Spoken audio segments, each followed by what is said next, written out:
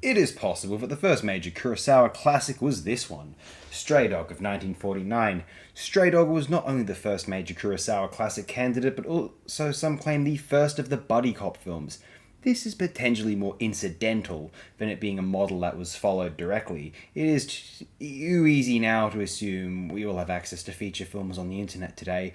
It is way too tempting to assume that this influenced that and that inspired this. What if they didn't see the film and had the idea independently?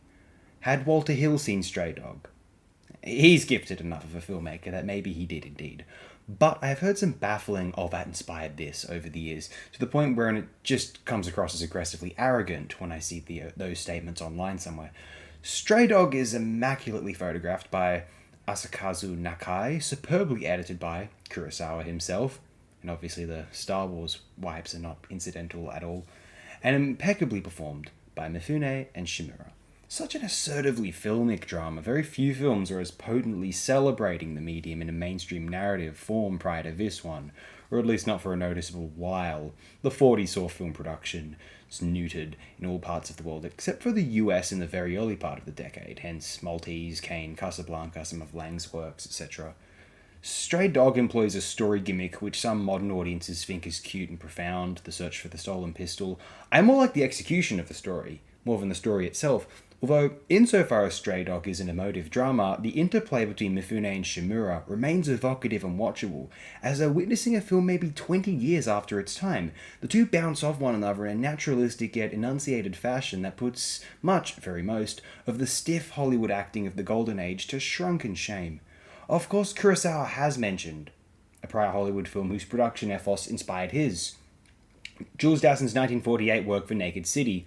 While it doesn't shine as vividly as the slightly later Night in the City 1950 or Rafifi 1955, The Naked City would have been monumental at the time of its release, and if any director was willing to transform their potentially ordinary pictures with a cinematic bravura, along with Jacques Turner, but Kurosawa wasn't composing horror features, in Hollywood, it was definitely Dassin.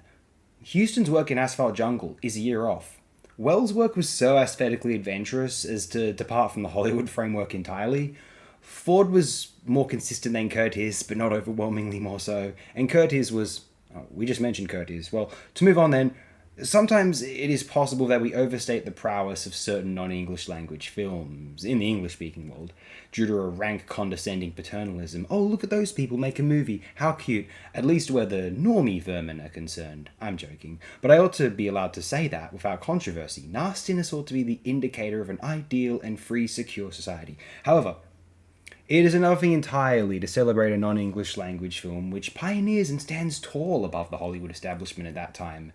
Stray Dog in 1949 was one of those instances. Kurosawa and Japanese cinema, at several points, this was the case, as opposed to the vacuous adulation for subtitled Hungarian nihilists, the melodramatic Iranian telefilm scripts directed by Fahadi and some others, the bourgeois lust for carnal violence supposedly ironically displayed in Haneke's culturally abusive Lafarge, or the petulant, more mainstream French or otherwise Western European sentimental self-adoring narcissistic romps from Genet, Tornatore, Dormail, or from Canada, that really ugly Xavier Dolan guy. He doesn't deserve to be happy, though he doesn't seem to, which makes me happy, so that's good at least. A quick little word to address the telepathic consternation I feel for the more incendiary nature of the FOTD uploads now. I've acknowledged this before, let me do it again, hopefully quite briefly.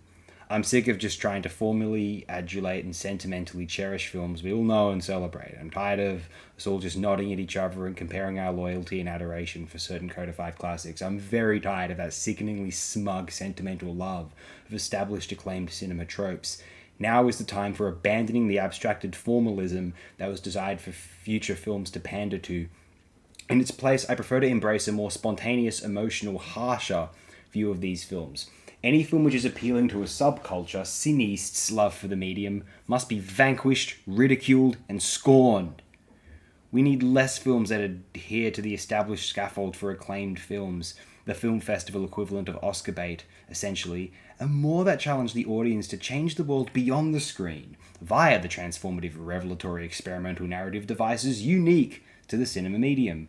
We need less Melancholia, Amore, Barbarian Sound Studio, Whiplash, Rams, High Rise, Handmaiden, Phantom Thread, Once Upon a Time in Hollywood, Lighthouse, Drive My Car, or Triangles of Sadness, and more. Holy Motors, Under the Skin, Story of My Death, The Revenant, On Body and Soul, My Friend A, The Shadow Play, Bait, Parasite, Fairy Tale, Zone of Interest, or Megalopolis.